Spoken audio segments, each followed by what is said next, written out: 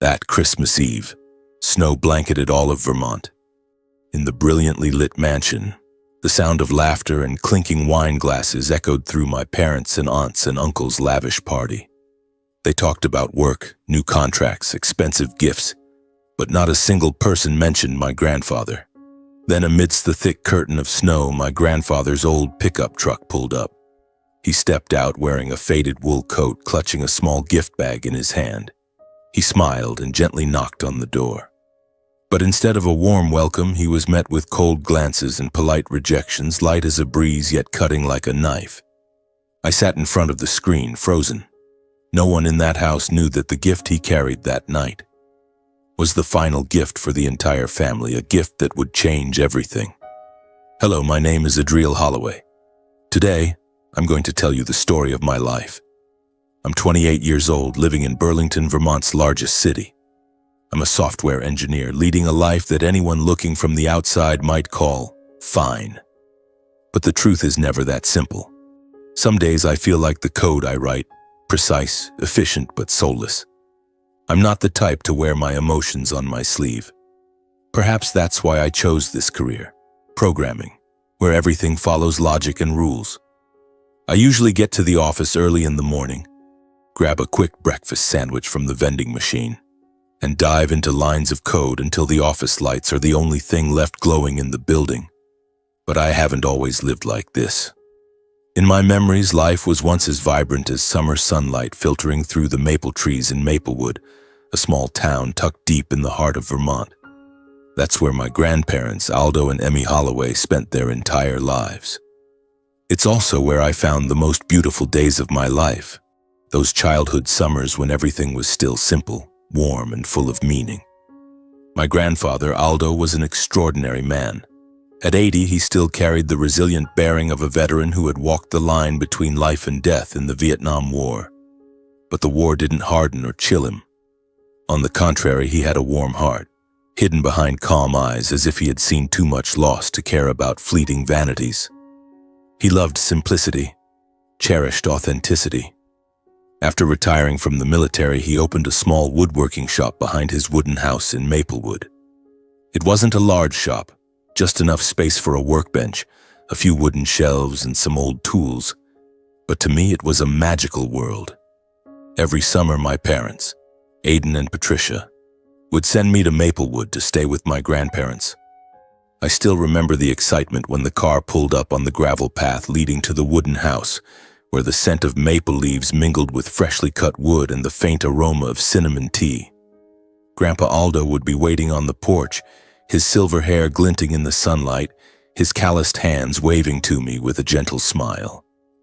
"Welcome back, Adriel," he'd say, his voice warm and deep like the crackle of firewood in the hearth.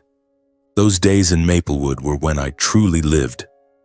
Every morning I'd follow Grandpa to the workshop where he taught me the smallest things: how to choose a good piece of wood, how to hold a hammer to drive a nail straight, how to paint evenly so the wood's color shone like a painting. "Every handcrafted piece carries the soul of its maker," he'd often say, his eyes lighting up as he watched the wood take shape under his hands. As an 8-year-old kid, I didn't fully grasp the meaning of his words, but I loved watching him work. Loved the way he poured care into every tiny detail, as if every chair, every shelf, was a story he told through wood. My grandmother Emmy was the perfect complement to him. She was a kind woman with prematurely silver hair tied neatly at the nape of her neck. She was always busy in the kitchen preparing fragrant batches of baked goods or brewing hot cinnamon tea. Sometimes she'd stop by the workshop carrying a tray of pastries, smiling as she watched her husband and grandson hard at work. "Don't let sawdust get on my grandson's face, Aldo," she'd tease, her voice playful, as if the whole world existed just for the two of them. Evenings in Maplewood were my favorite. The family would gather around the fireplace, its golden glow casting warmth on the old wooden walls, creating an inexplicably cozy atmosphere. Grandpa would tell stories of the battlefield, not heroic tales, but simple memories of his comrades, of freezing nights in Vietnam or the time he received a letter from Grandma back home. She'd sit beside him, sewing or knitting, occasionally looking up at him with gentle eyes as if embracing every word he spoke. I'd sprawl out on the old rug listening, transported to another world where war, loss, and love wove together into a melody both epic and tender. Whenever I got good grades at school, Grandpa Aldo would take a small piece of wood, carve my name into it with his sharp knife, and hang it on the workshop wall. "So you'll remember, Adriel," he'd say, "that you've done things to be proud of." I can still picture those wooden pieces dangling on the dusty wall, each one a memory, a word of encouragement from him. To me, he wasn't just my grandfather. He was a symbol of peace. But now, sitting in my cold Burlington apartment, I realize those summers are far behind me. They linger somewhere in my memories like old photographs faded by time. I don't know when it happened, but I began to let my grandfather, the man who taught me to love simplicity, to cherish authenticity, fade into a forgotten corner of my life. Work, lines of code, late nights at the office, they've pulled me away from Maplewood, from the workshop, from him. I told myself I was busy, that I'd call him over the weekend, that I'd visit soon. But those promises, like wood shavings scattered on the workshop floor, were swept away by the relentless current of time. Tonight, as the moonlight reflects on Lake Champlain, I suddenly think of him, of his calm eyes, of his words about the soul in every handcrafted piece. I wonder, in the lines of code I write, in this life, where have I left my soul? Or am I just functioning like a perfect machine without a heart? That question weighs heavy on my chest, as if a silent storm is approaching, carrying premonitions I can't yet name. I close my eyes and memories pull me back 7 years to when I was 21, when my world and my grandfather's changed forever. That was the year my grandmother passed away. A sudden stroke took her from us so quickly that no one had time to prepare. I still remember that day when my father called, his voice trembling, a stark contrast to his usual stoicism. "Adriel, your grandmother is gone," he said, and I stood frozen in my college dorm, the phone slipping from my hand, hitting the floor with a harsh clack. The funeral was held at a small funeral home in Maplewood, where the old wooden walls seemed to absorb the grief. Only a few of my grandparents' old friends and close neighbors attended. They stood in a quiet circle, their weathered faces, gentle handshakes, and whispered condolences forming a somber tableau. Grandpa Aldo stood by the coffin, his calloused hands clasped tightly, his eyes vacant as if half his soul had left with her. I stood beside him, wanting to say something, but my throat was choked with emotion. All I could do was place a hand on his shoulder, hoping he could feel my presence, though it could never fill the void she left behind. From that day on, I knew that for my grandfather, half his world was gone. The wooden house in Maplewood, once filled with laughter, the smell of freshly baked goods, and the scent of cinnamon tea, now felt cold and eerily silent. Everything remained exactly as it was when she was alive. The worn armchair where she used to knit, her framed photo on the dining table, even the handkerchief she'd embroidered still resting on the sofa. Grandpa Aldo couldn't bring himself to touch anything, as if moving a single item would make her disappear completely. But the truth was, she was already gone, and the house was now just him, a 73-year-old man quietly facing his loneliness. He still went to the workshop every day, still picked up the saw, still carved, but I could tell the joy in him was gone. Before, he worked with passion, humming old folk songs, sometimes whistling along to the tunes from the ancient radio. But now, the workshop echoed only with the steady, wordless rhythm of hammer strikes. No songs, no music. At the time, I was in my final year of college, buried in coursework, internships, and the invisible pressures of preparing for adult life. But I still made an effort to drive to Maplewood every weekend. The road from Burlington wasn't long, but each time I stepped onto the wooden porch, it felt like returning to a place where time stood still. I helped him clean, fixed the leaky porch roof, or simply sat with him at the dining table, sipping tea in silence. I tried to share funny stories about bombing a class presentation or nearly falling asleep during an exam. But no matter how hard I tried, I could see the loneliness enveloping him, like a thick fog I couldn't dispel. After graduating, I threw myself into the grind at Burlington Tech Solutions. In the early days, I still made an effort to keep up my visits to Grandpa. But then, work began to sweep me away. Endless projects, late nights debugging code, and relentless meetings gradually reduced my trips to Maplewood. I told myself I'd call him, that a phone call would be enough. I bought him a mobile phone, a simple model with large buttons, thinking it would make staying in touch easier. But Grandpa Aldo didn't care for machines. "They make me tired," he said, his voice tinged with mild frustration but still gentle. He rarely used the phone. I sent texts asking how he was eating, how the workshop was going, but I'd often get short replies, or none at all. Our phone calls dwindled from a few times a week to a few times a month. Each time I heard his voice over the phone, I felt an invisible distance. Not just the 60 miles between Burlington and Maplewood, but an ocean of neglect. I blamed myself, but then made excuses. Work was hectic, city life was too fast, I didn't have time. I thought he was fine, still there in the wooden house with the workshop out back. But deep down, I knew I was letting him drift away, like a boat unmoored on a river. And I didn't realize that in the quiet of Maplewood, my grandfather, the man who once meant the world to me, was silently grappling with a loneliness greater than ever before. Grandpa Aldo had 3 children. My father, Aiden, the eldest, Uncle Case, the middle child, now living in New Hampshire, and Aunt Avani, the youngest, who had married and settled in Maine. When I was young, I heard Grandma tell stories about how all 3 of them used to cling to their parents, running around the yard, laughing in the woodworking shop where Grandpa Aldo taught them how to hold a hammer, how to carve.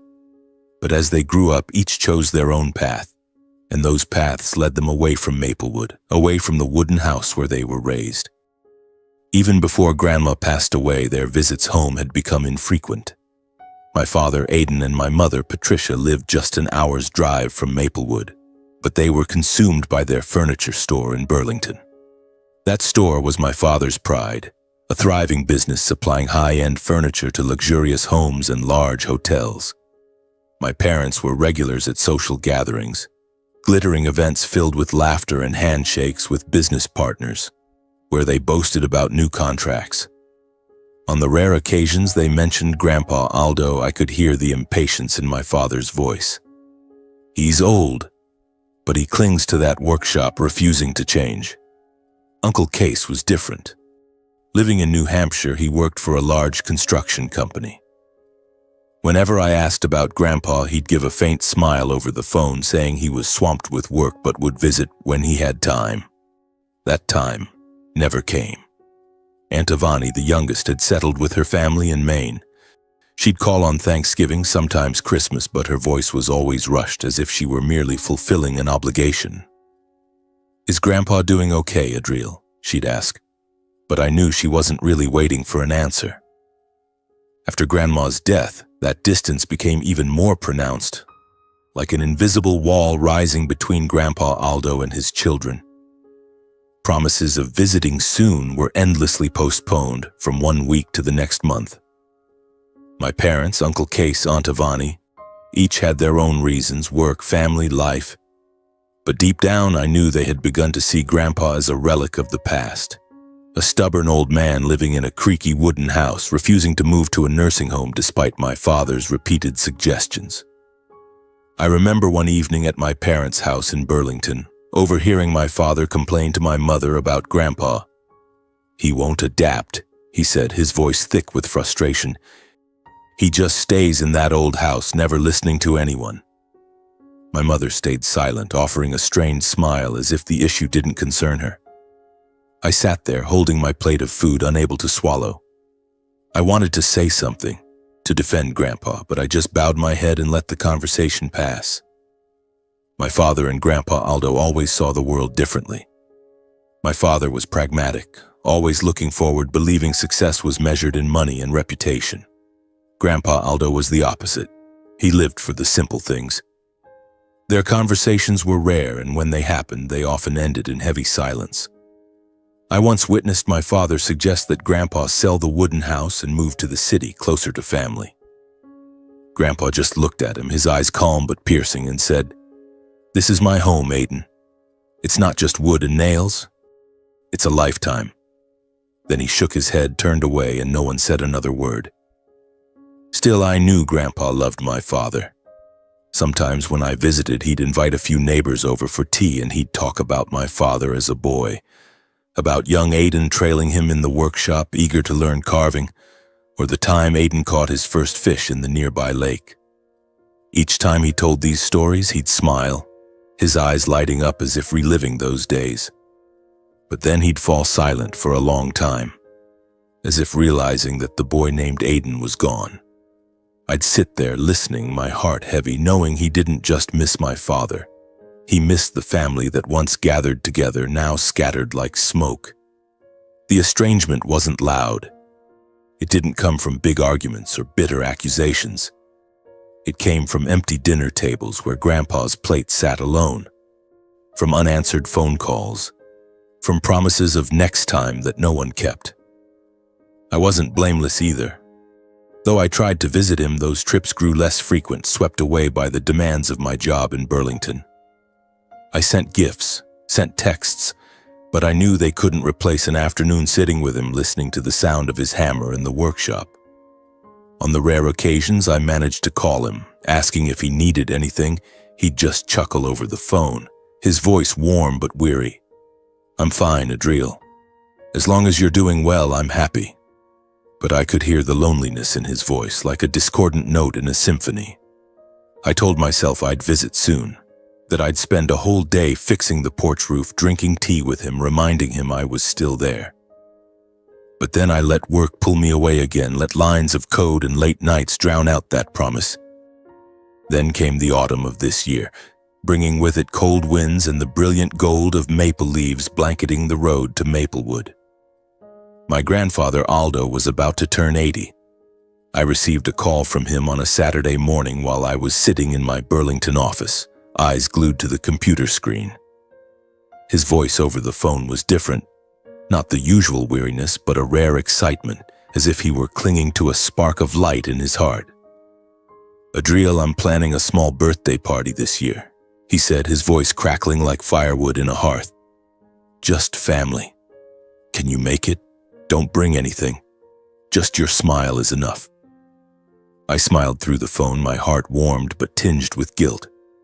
"I'll try, Grandpa," I replied, even as my mind flashed to my packed schedule. A project due soon, a client meeting, and a pile of unanswered emails. But his voice, full of hope and joy, made it impossible to say no. I knew deep down this wasn't just a birthday party for him. It was a chance to feel the warmth of family again, something he'd lost since Grandma passed away. Grandpa Aldo called each of his children, my father, Aiden, Uncle Case in New Hampshire, and Aunt Ivani in Maine. He told me about it later, his voice radiant as he shared that all three had promised to come early with their families, bringing gifts and joining him to blow out the candles. "It's been so long since the family gathered, Adriel," he said, and I heard a fragility in his voice, as if he were pouring his entire heart into the belief that this time, everyone would show up. In the days leading up to his birthday, I pictured him in Maplewood, quietly preparing. I imagined him sweeping the wooden house, dusting off old picture frames, arranging chairs around the dining table. I saw him standing in the kitchen, kneading dough for apple pie, the scent of cinnamon and brown sugar filling the air, just as Grandma used to do. He must have carefully written little name cards for my father, Uncle Case, Aunt Ivani, and all the grandchildren, placing them thoughtfully at each seat. I pictured him by the window, gazing out at the leaf-strewn road, his calm eyes bright with hope, waiting for the sound of cars pulling into the yard. The day of his birthday arrived, a crisp autumn day with a clear blue sky and lazy white clouds drifting by. In Burlington, I was racing against time in the office, my eyes bleary from staring at the screen too long, my fingers typing furiously to finish a final report. I told myself that if I wrapped up early, I could drive to Maplewood before dark. In my mind, I saw Grandpa Aldo vividly, wearing his old flannel shirt, standing by a neatly set dining table, candles on the apple pie, a gentle smile on his weathered face. I imagined the family gathered around, laughter filling the air, singing an old birthday song, and him sharing stories from the past as he used to do by the fireplace. But work didn't let me go. An unexpected system error forced the team to stay late, and I was swept into a tangle of code and urgent calls with colleagues. The clock ticked on, minute by minute, hour by hour, and when I finally looked up, it was pitch dark outside. Nearly 10 p.m., I escaped the office, jumped into my car, my heart heavy. The road from Burlington to Maplewood felt longer than usual, each turn pulling me into a growing sense of unease. I berated myself, but also reassured myself that Grandpa would understand, that the family must have shown up, that he wasn't waiting alone. As I turned onto the leaf-covered road leading to the wooden house, an eerie silence enveloped me. No sound of cars, no glowing lights from the windows, no hum of a party. The house stood quietly in the darkness, with only a faint golden glow spilling from the dining room. I stepped out of the car, my heart pounding, sensing something was wrong. When I pushed open the door, the sight before me left me frozen. The dining table was perfectly set, just as I'd imagined. Clean plates, little name cards with everyone's names, the apple pie in the center with a candle long burned out. But there was no one. No father, no Uncle Case, no Aunt Avani. Just Grandpa Aldo, sitting alone at the head of the table, his hands clasped tightly on the tablecloth, his eyes tired but forcing a smile when he saw me. "Adriel," he said, his voice hoarse, "you made it." I said nothing, only walked over and placed a hand on his shoulder. His frame was frail, trembling slightly under the old flannel shirt. We sat there in heavy silence for a long time. I didn't need to ask what had happened. The promises from my father, my uncle, my aunt, they were empty words, scattered like the fallen maple leaves outside. He had waited from morning to night, believing they were just running late, as they always did, but no one came. I pulled up a chair, cut a slice of the cold apple pie, and placed it in front of him. "Let's eat some pie, Grandpa," I said, trying to keep my voice steady. He nodded, picked up a spoon, but I saw his hand tremble. I warmed up a pot of cinnamon tea, its familiar scent filling the air, but it couldn't dispel the chill in the room. We drank tea, ate pie, and I tried to talk. About work, about Burlington, about the time I spilled coffee on my office keyboard. He didn't laugh out loud, but the corner of his mouth curved slightly, his eyes briefly lighting up like a faint ray of sun through clouds. I gave him my gift, a small wooden frame I'd made myself, holding a photo of him and Grandma from the summer when I was 8. "So you'll remember those days," I said, my voice catching. He held the frame, his fingers tracing the wooden edge, and smiled. "Thank you, Adriel," he said, and I saw a flicker of light in his eyes, however fleeting. As I left, I looked back.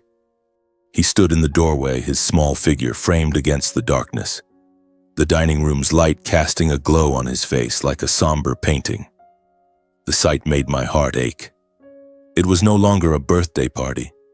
It was a gathering for waiting, for broken hopes, and for a resilient man who still managed to smile despite a heart full of scars.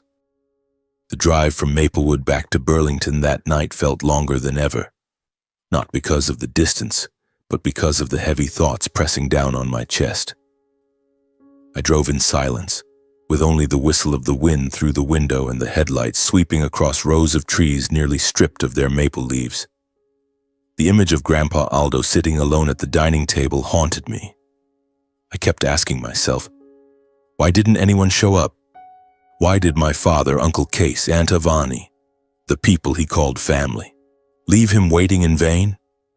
And me, even though I made it at the last minute, I couldn't erase the loneliness he endured that entire day. After his 85th birthday, Grandpa Aldo returned to his routine in Maplewood. He still went to the workshop every morning, still picked up the saw, still carved.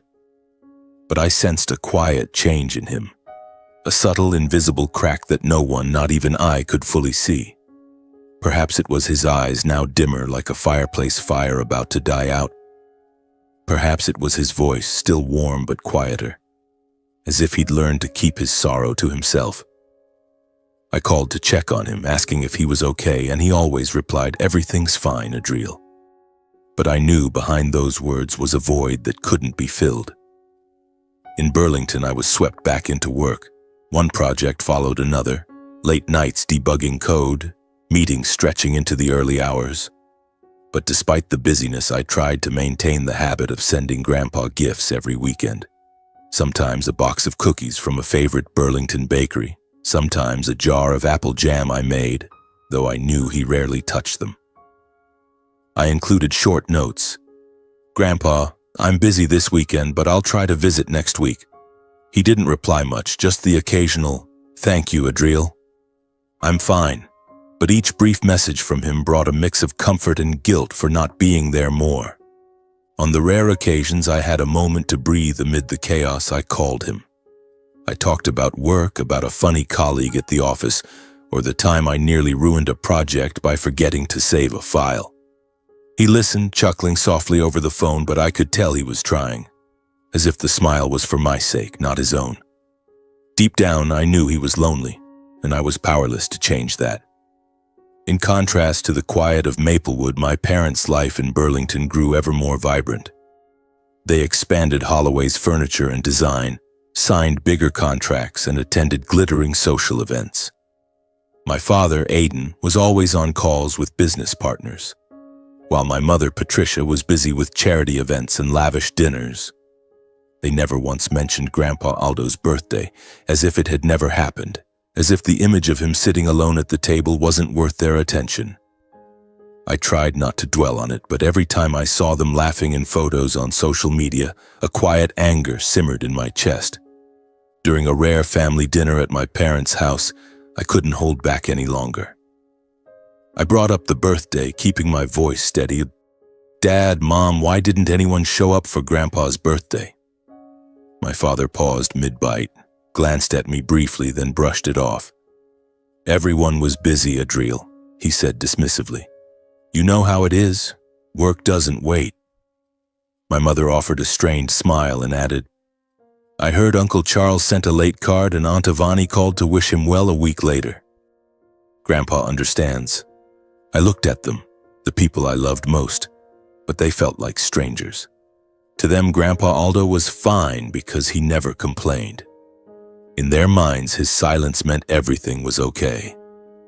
Vermont slipped into an early winter that year. Burlington streets were adorned with twinkling Christmas lights, glittering trees, and the cheerful buzz of people talking about holidays and gifts. But amid the festive atmosphere, my thoughts were with Grandpa in Maplewood. I pictured him sitting by the fireplace, Grandma's framed photo on the table, his calm eyes gazing out at the snow-covered window. I made a promise to myself that this year would be different. I would come home early, spend all of Christmas with him, and not leave him alone like on his birthday. I wanted to see him smile, to hear him tell old stories, to bring him a bit of the family warmth he longed for. But I didn't know that this Christmas would change everything. Burlington glowed with lights as December draped the streets in white snow. Twinkling Christmas trees, the jingle of bells from shops, and the festive buzz of the holiday season filled the air. But amid the lively city, my thoughts were with Maplewood, with Grandpa Aldo sitting quietly in his wooden house by the fireplace next to Grandma's framed photo. His 80th birthday, with the cold apple pie and unclaimed name cards, still cut into my heart like a knife. I didn't want him to endure another moment of loneliness. My parents, Aidan and Patricia, decided to host a grand Christmas party at their Burlington home. They wanted everything to be perfect: a table draped in white silk, wine glasses sparkling under the chandelier, a menu crafted by a chef from the city's finest restaurant. Uncle Case from New Hampshire and Aunt Ivani from Maine were invited, along with a few close neighbors and business partners. My mother excitedly described the guest list, detailing how they'd make the party the event of the year. But when I asked about Grandpa Aldo, my father replied curtly, "His health is weak, Adriel. It's too cold for him to travel." His tone was flat, as if it were an obvious excuse. I looked at my father, searching his eyes for a trace of sincerity, but I saw only avoidance. Deep down, I knew it wasn't concern. My father was embarrassed or simply didn't want Grandpa there. An old man in a worn flannel shirt with his war stories and woodworking tales among their sophisticated guests. This callousness wasn't new. It had crept into the family over time, through broken promises, unanswered calls, and the birthday no one attended. But this time, it left me breathless. I grabbed my phone and called Grandpa Aldo. "Grandpa, come to Mom and Dad's for Christmas," I said, forcing a cheerful tone. "I want the whole family to celebrate together." He chuckled over the phone, his voice warm but tinged with surprise. "I'm still fine, Adriel. I'll come. I've got a special gift for the family, too." I offered to drive to Maplewood to pick him up, but he refused. "I can drive myself, don't worry. I don't want to trouble you." I smiled, picturing him preparing his gift. Perhaps something he'd crafted himself, like the small bookshelf he gave me when I graduated. But deep inside, a sense of unease crept in. I didn't want him driving alone in the freezing weather, but his voice was resolute, and I knew I couldn't persuade him otherwise. On Christmas Eve, I was stuck at the office with an urgent project. Buggy code kept me tethered, and despite my efforts to finish early, the clock ticked past 7 p.m. I opened the security camera app for my parents' house, wanting to see the party's atmosphere. The screen showed a dazzling dining table with my parents, Uncle Case, Aunt Avani, and guests laughing and talking. Wine glasses gleamed, Christmas music played, but Grandpa Aldo was nowhere to be seen. My heart sank. He said he'd come. Where was he? Then the front porch camera flicked on. I saw Grandpa Aldo's old pickup truck pull up in the yard, its headlights cutting through the thick snow. He stepped out wearing a heavy brown coat, clutching a small gift bag, his steps slow but steady. He knocked gently on the door, his face kind, his eyes sparkling with joy. The door opened. My father, Aiden, appeared. He froze when he saw his father. Grandpa Aldo's smile remained, but my father's eyes turned cold. "Go home, Dad," Aiden said, his voice low and firm. "This party isn't suitable for someone old and frail." "You shouldn't be out in this weather," I froze in front of the screen. Grandpa Aldo stood there, silent. My mother appeared, her demeanor hesitant but cold. She stood behind my father, saying something in a soft but cutting tone like a winter gust. "Go home early, Dad. It's cold. You'll get sick. We're busy with guests, it's not convenient." From inside, Uncle Case's voice rang out, sharp and impatient. "Dad, go rest. It's not safe to be out in this weather." Then Aunt Avani's voice, laced with mockery as if he were a burden. "Really, you don't think about us at all. We told you not to come." Each word was a cold, cruel slash tearing apart his fragile hope. Grandpa Aldo stood there, silent for a long time, his hands gripping the gift bag, his calm eyes filled with hurt. Then he nodded slightly, turned, and walked back into the snow, his small figure fading into the white. The gift bag remained in his hand, like a promise no one wanted to accept. Their callousness left me stunned. My father, who once trailed Grandpa in the workshop laughing by the fishing lake, now stood there, shutting the door on his own father without hesitation. My mother, who once learned to make apple pie from Grandma, looked at him like an uninvited guest. Uncle Case, who used to boast to friends about his veteran father, now shouted as if Grandpa were an obstacle to their perfect party. And Aunt Avani, the youngest, once carried on Grandpa's shoulders through maple fields, now mocked him like a stranger. They didn't see how he'd prepared, how much he'd hoped. They didn't see, or didn't want to see, that he hadn't come just for a party, but to reclaim a shred of the family warmth he'd lost long ago. I called him, my hands trembling as I dialed, but no one answered. I called again, over and over, hearing only the endless ringing. My heart felt crushed. I threw the phone down, grabbed my coat, and rushed to the car. The snowstorm was intensifying, the wind howling through the windows. Snow blanketing the road, but I didn't care. I drove through the night from Burlington to my parents' house, consumed by anger and pain. What had they done to him? How could they treat him like that? like an outsider, like a memory not worth keeping. When I arrived, the party was still in full swing, laughter echoing from the dining room as if nothing had happened. I stormed in without knocking. My parents, Uncle Case, Aunt Ivani, and the guests startled at my entrance. "Why did you send him away?" I shouted, my voice shaking. "I saw everything on the camera. He came here, brought a gift, just wanted to be with family, and you chased him off like he was nothing." My father stood abruptly, his face flushed. "Adriel, you don't understand adult matters," he snapped. "He's old, frail. How could he handle this weather?" My mother looked away, staring at her wine glass, muttering something about how he shouldn't have come. Uncle Case sighed, grumbling, "You're ruining the mood." Aunt Ivani just shook her head, her voice cold. "Adriel, you're overreacting. It was best for him to go home." Their indifference hit me like icy daggers. They didn't mention him again, didn't apologize, showed no remorse. The party went on with laughter, clinking glasses, and meaningless talk of contracts and vacations. I looked at them, my parents, my uncle, my aunt, my closest family, and felt like I was standing among strangers. Grandpa Aldo had poured his heart into that visit, into the small gift he carried, into the hope of being with his family. And they had rejected him, not just with words, but with a cold indifference, as if he were no longer their father, the man who had built an entire world for them. I couldn't stay in that room for another minute. The sound of their laughter, the glittering light from the chandelier, the smell of fine wine and gourmet food, it all suffocated me. I turned and stormed out, not looking back even as my father called my name. The snowstorm raged outside, snow blanketing the road, but I didn't hesitate. I jumped into my car, started the engine, and drove straight to Maplewood. The road was shrouded in haze, the headlights barely piercing a few meters ahead, but I didn't care. I just wanted to be with him, to tell him I was sorry, that I was still here, that he wasn't as alone as they had made him feel.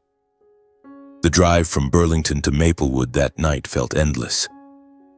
The wind howled through the windows, snow clung to the wipers, and my heart pounded in my chest.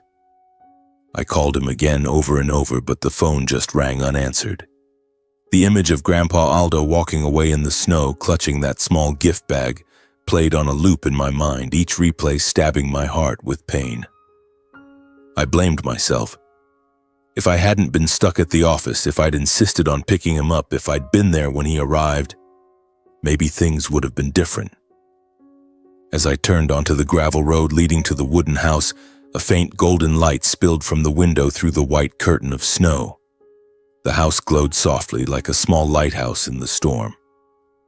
I stopped the car and stepped out, my feet heavy in the thick snow.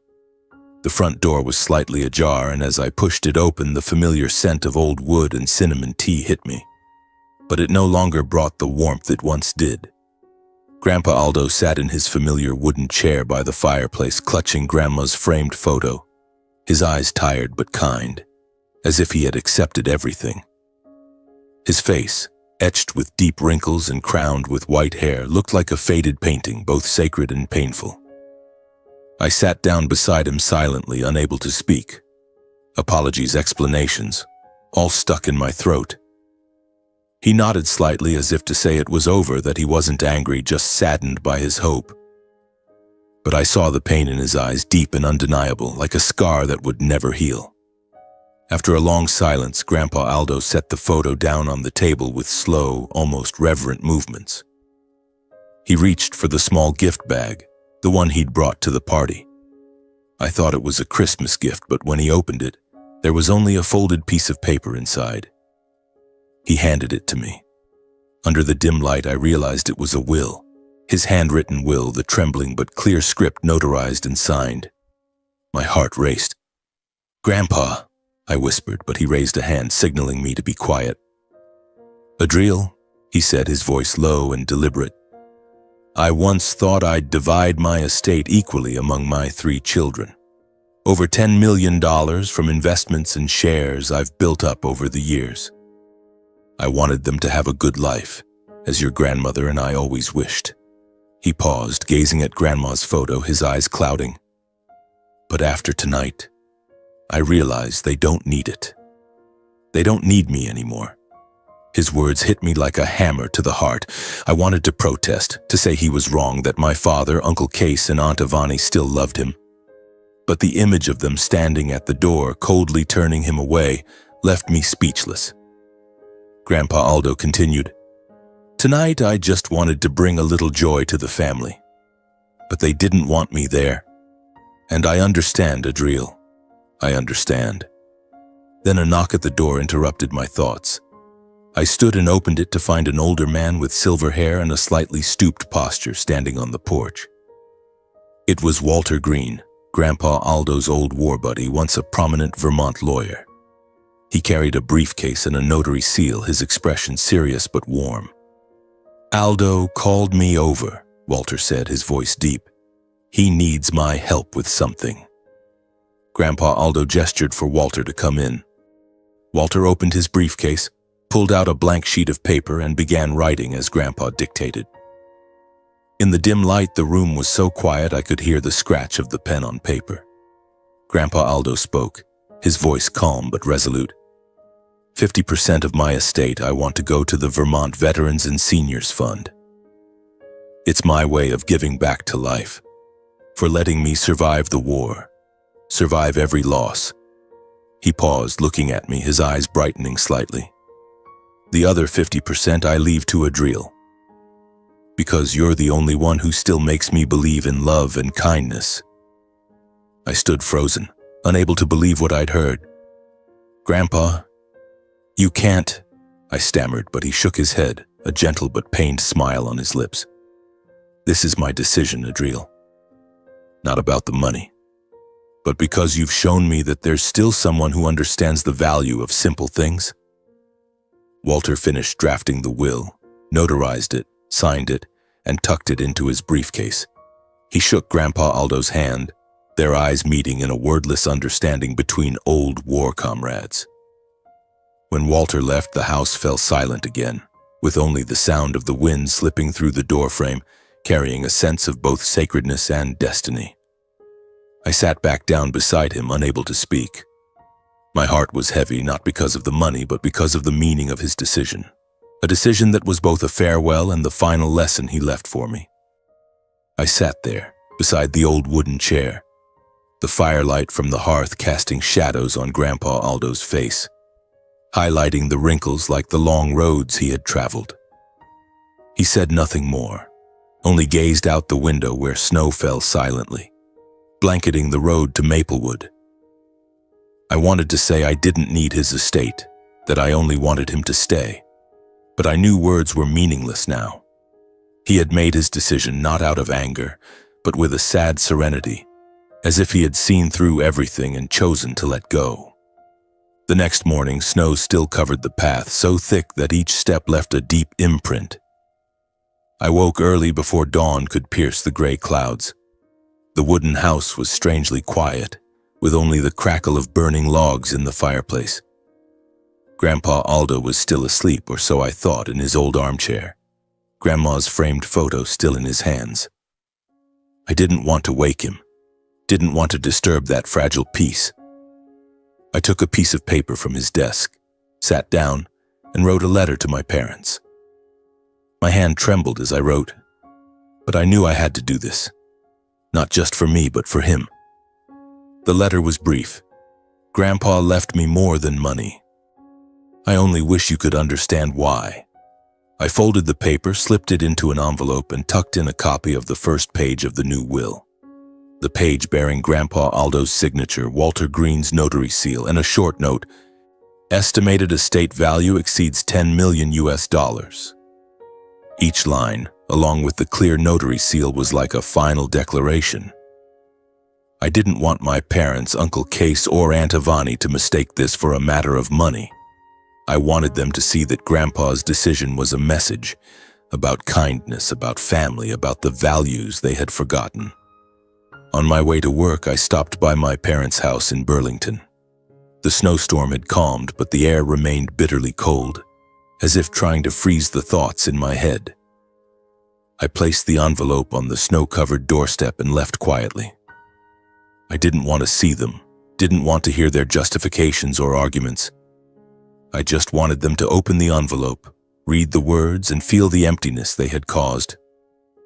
A few hours later, as I sat in my office, my phone buzzed incessantly. My father's name flashed on the screen, then my mother's, then Uncle Case's, and even Aunt Ivani's. I watched the calls come in one after another, but didn't answer. I didn't want to hear their explanations, their blame, or anything they might say to ease their consciences. I wanted them to face the truth, the will, and what they had done to Grandpa Aldo on Christmas Eve. I wanted them for once to feel the void he had endured, the void weighing on my chest. That afternoon, as the sky turned leaden gray, an uneasy premonition stirred within me. I couldn't focus on work. The words on my screen became meaningless. The image of Grandpa Aldo standing at my parents' door holding the small gift bag, his eyes sad but still forcing a smile, replayed in my mind. I wondered if they had gone to his house bringing accusations, shame, or anger over the will he had mentioned. That feeling pierced my heart. I couldn't bear the thought of him facing them alone in that cold house in the dead of winter. I grabbed my coat, rushed to my car, barely remembering if I'd locked the office door. The road to Maplewood was familiar down to every curve, but today it stretched endlessly. The wind howled, snow fell heavily again, and with each mile my heart raced faster, as if I were running against something I couldn't yet name, the fear of loss again. When I arrived, I saw 3 familiar cars parked in the yard, my parents', Uncle Case's, and Aunt Ivani's. Beside them was an ambulance, its red and blue lights flashing, reflecting off the white snow like cold, sharp blades slicing through the night. My heart pounded, a chill running down my spine. I parked, stepped out, my breath turning to mist in the freezing air. Questions flooded my mind. What had happened? Had my parents come and caused a scene, letting things spiral out of control? Each step in the snow was deafening, like a ticking clock in my head. The wooden house's door was wide open.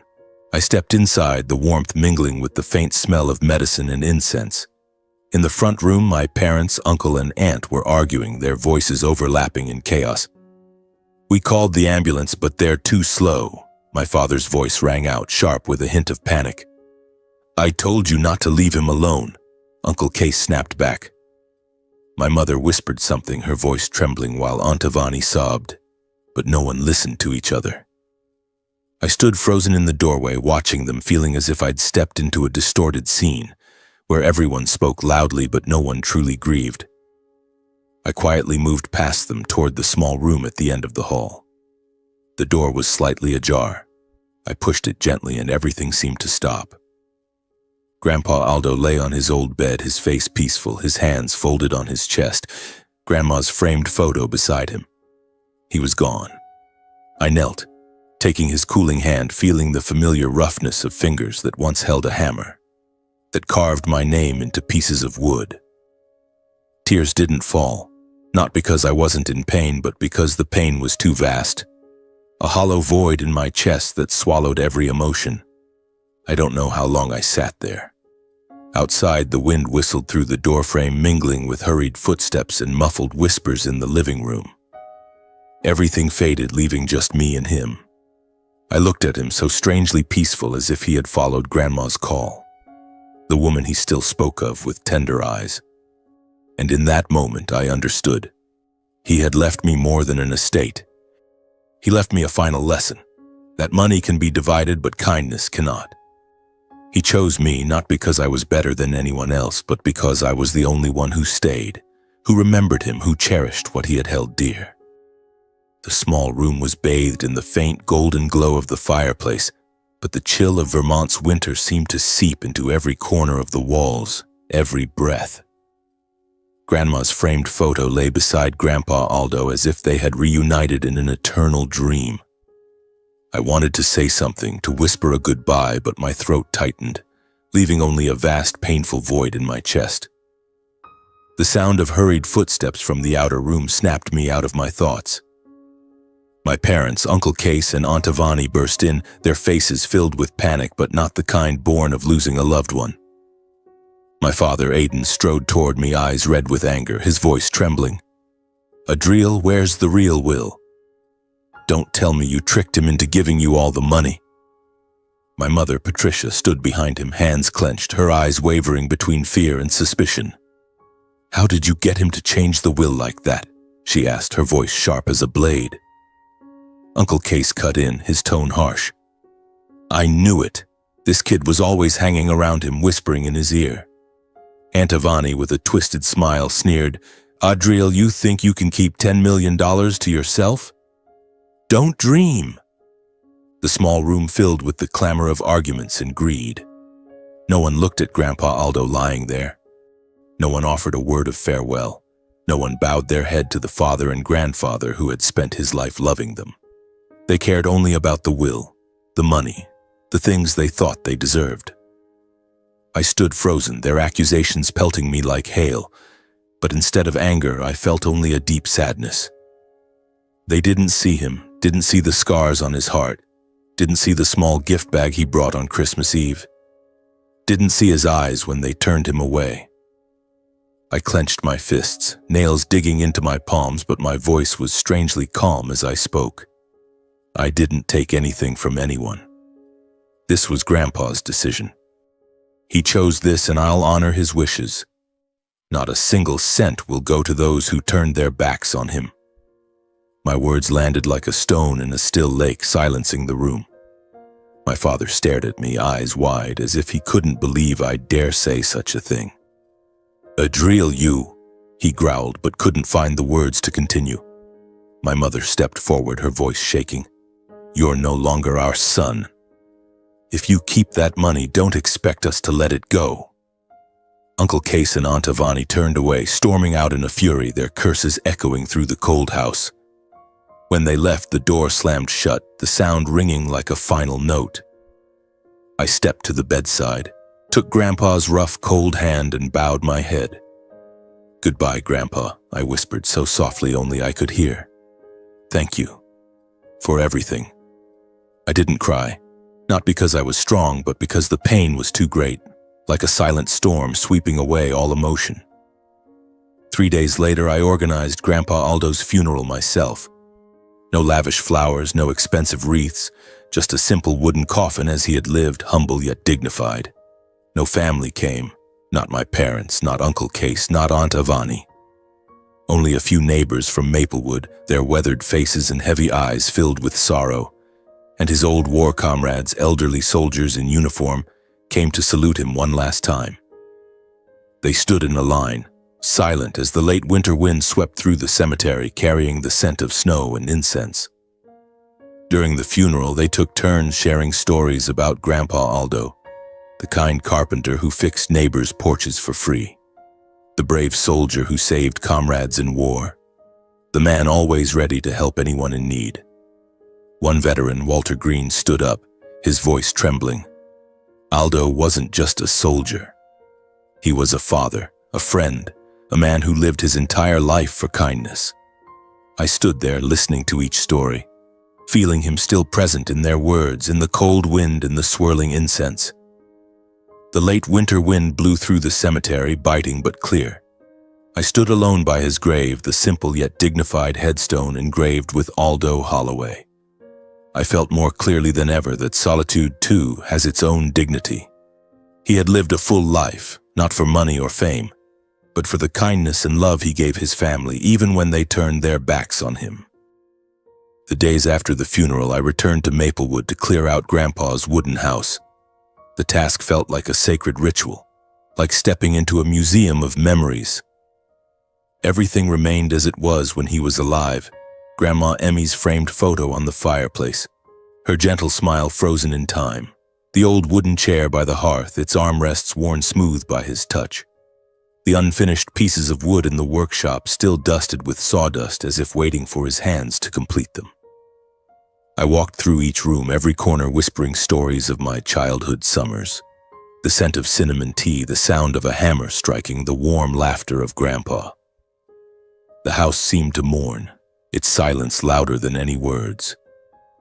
On his writing desk, I found an old leather journal, its pages yellowed, the edges curled. I opened it, my hands trembling, and read the final entry in his careful, steady handwriting. You take nothing with you when you leave except the way you loved. I traced each word, feeling their weight sink into my chest. It was his final gift to me, a reminder that the true value of a life lies not in what you accumulate, but in how you love. I closed the journal, clutching it tightly, and silently vowed to live in a way that honored that truth. I decided to keep the wooden house in Maplewood, not to cling to the past, but as a sanctuary to preserve his spirit. With part of the inherited estate, I established a fund to support orphaned children and lonely elders in Vermont, a way to carry forward the kindness he quietly sowed throughout his life. I wanted my share to continue his legacy, touching lives the way he touched mine. With the remaining assets, I chose to live simply, returning to my work at Burlington Tech Solutions. But something in me had changed. The relentless grind of code and deadlines no longer consumed my mind. I began to notice the small things: the morning light dancing on Lake Champlain, a colleague's laughter, the warm smile of a stranger. Grandpa Aldo had taught me to see the soul in the ordinary, and I carried that lesson like a torch to guide my way. A few weeks later, I returned to the Maplewood Cemetery. Winter was thawing, the snow reduced to patchy white on the grass, revealing the first green sprouts. The air was crisp, carrying the breath of spring to come. I knelt by his grave, placing a small bouquet of wildflowers and a wooden plaque I had carved myself. On it I wrote, "Aldo Holloway, the man who built more than wood. He built hearts." The letters were uneven, my hands not as skilled as his, but they carried the truth of who he was. I sat there, the cemetery's silence wrapping around me like a blanket. I looked at his name on the headstone and spoke softly, as if to myself, "You were right, Grandpa. It's not what we take, but what we leave behind." I understood that the greatest legacy a person can leave is not money or possessions, but kindness, compassion, and the way they treated others while alive. Grandpa Aldo built more than objects in his workshop. He built bridges between hearts, even if not all those he loved crossed them. If I could say one thing to the world, it would be this: if you still have parents, grandparents, go visit them. Call them. Hold their hands. Say thank you while there's still time. Because family cannot be measured by wealth, and no will can preserve love that comes too late. I learned this from Grandpa Aldo, not through his words, but through the way he lived, the choices he made, and the quiet strength he carried to the end of his life. I stood up, gazing at the pale gray sky where clouds parted to reveal a final ray of daylight. In that light, I felt a peace spreading through me, as if he were still watching over me, his gentle smile reassuring me that I was not alone. I turned and walked away, my steps light on the thawing ground, carrying his legacy with me one